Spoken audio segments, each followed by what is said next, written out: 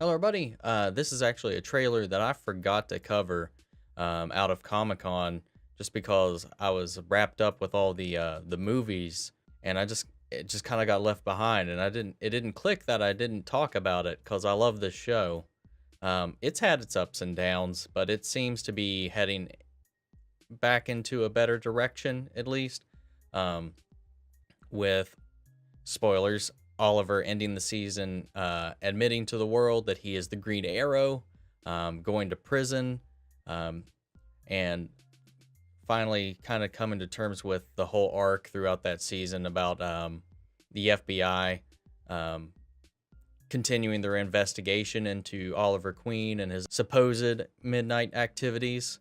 Um, but in order for them to take down Ricardo Diaz and get him out of Star City, he had to cut this deal with the FBI to turn himself in, also granting immunity for all of his teammates, everybody on Team Arrow and Team Fantastic Canary Dog. I don't know. I can't remember what their team name is or even if they have a team name. But so where that leaves off, it's in a different place than we've left Oliver in any of the other situations. Like every other cliffhanger was always just, uh-oh, bad guys coming. Uh-oh, bomb went off. Who lived? So this one's just like, how do they continue? Like, how do they go on from here? Is somebody else are we gonna get another Diggle where somebody else picks up the hood for a little while? Are they gonna break Oliver out of prison? How's this gonna go down? But hopefully we get a little bit of a taste where Oliver is currently at the start of this season. Maybe a look at how the team's doing, and hopefully a little tease at whether or not we're just going to be seeing Ricardo Diaz show back up after he got away at the end of season 6. Either way, let's take a look and see what they got.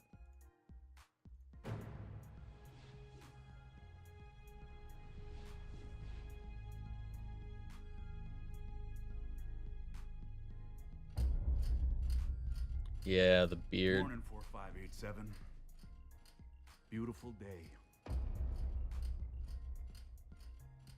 God, I wish I could do crap like that. He's been in there a long time at this point. It's been 5 months, man. 5 months. Not your strong suit. Focusing on what I can control. Keep my head down. Avoid conflict. Not fighting back. Don't drop the soap. Don't drop the soap. Never been who you were.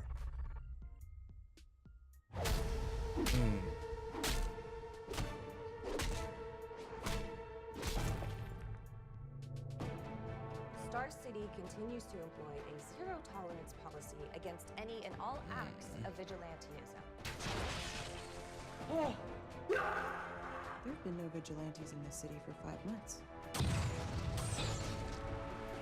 Okay, As to we the got identity of this unknown assailant, this is someone new. Bronze Tiger. Oliver asked us to carry on. Sometimes people just need something to believe in. I have to fight back. Oliver Queen took everything from me. I'm gonna enjoy taking everything from him.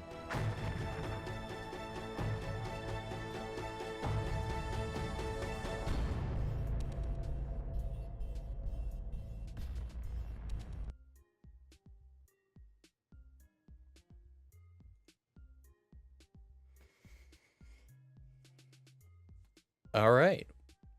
Diaz is back. We got yet another black hooded arrow imposter, another black archer. I know at the end of, or not at the end of, towards the end of this last season, Ricardo Diaz had talked about bringing in the longbow hunters, which I believe he had said were former League of Assassins members, to rain down on Star City or to hunt down Oliver and his compatriots. I'm wondering if maybe that's one of them. I know I did watch the panel that they had at Comic-Con for Arrow, and they did confirm that the Longbow Hunters, or at least a few of them, will be making an appearance this season. They even have them cast. They're going to be going with Red Dart, which is the sniper slash, like, he's the precision guy. He's the kind of like the bullseye for and in Daredevil. You got Kodiak, who is just kind of like a big strong dude. They kind of describe him as like a beast of a man who uses mostly brute force. And then you have Silencer, which is essentially just like a ghost kind of assassin type character, more like a ninja, I guess, who specializes in the stealth executions. So I'm wondering how they'll be played up alongside Dragon, aka Ricardo Diaz, in this next one. See, like, I think Arrow was at its worst when it was trying to be campy and do like the Flash thing. Like, it works in Flash because, you know, Flash is a little more of a campy character. He's got more ridiculous villains, you know, King Shark, Grodd.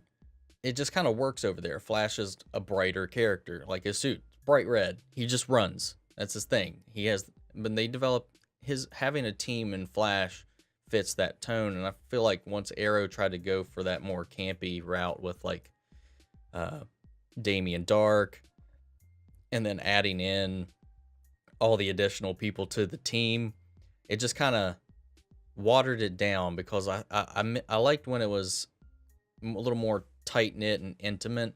Like, I loved when it was just like Diggle, Felicity, Oliver, and even just Roy, because Roy's coming back this season too. They've confirmed, like, he's for some reason coming back and joining the team as a regular for the season, which begs the question, what happened to Thea?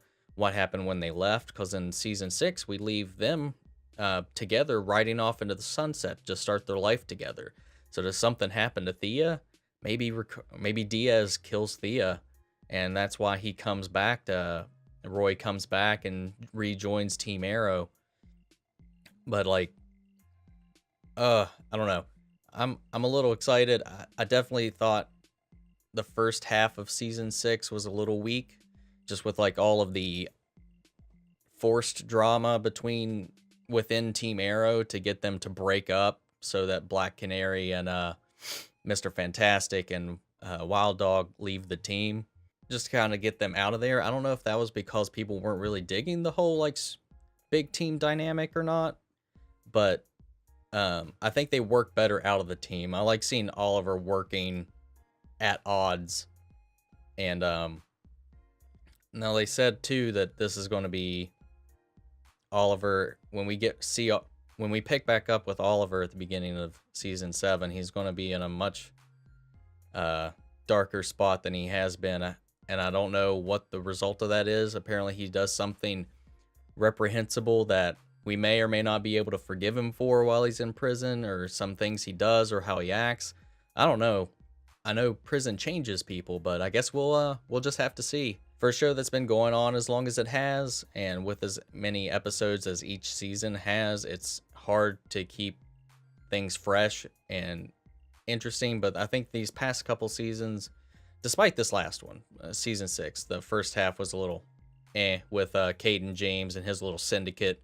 But once it switched over into Ricardo Diaz taking up, I think it went like in this much more intense and thrilling direction than it was with Caden James at the beginning. Because like Ricardo Diaz and Prometheus in the season 5, like I like how they are on the spectrum compared to where Oliver and his team is, because they push some limits, man. And I dug all of that. Like I said, some of those seasons dragged on, or some of those plot points were weaker building up to it, but they all ended on like a really high note, and I dug that. And I wonder if they're going to pull it off again this season. It looks like it'll be a little more into the dirt like Arrow to be. Flash can be over. Flash and Legends and all of them can be as lighthearted as they want. There's got to be some kind of contrast between these shows, and Arrow is the Gotham of these live action series that CW has. So they need to have their own tone, and I like Arrow is at its best when it's not trying to be campy and like the Flash or like Legends. So I want to see it get into that real world threat level and like just run with it again, like they did with the League of Assassins, like they did with Ra's al Ghul, Deathstroke. Prometheus took it to a really hard level. It's just that stuff works with Arrow. The Flash stuff doesn't really work with Arrow at all. Keep that in Flash. And speaking of that, that will be the next one that I talk about as well. And I will catch you guys on that one. Thank you all for stopping by.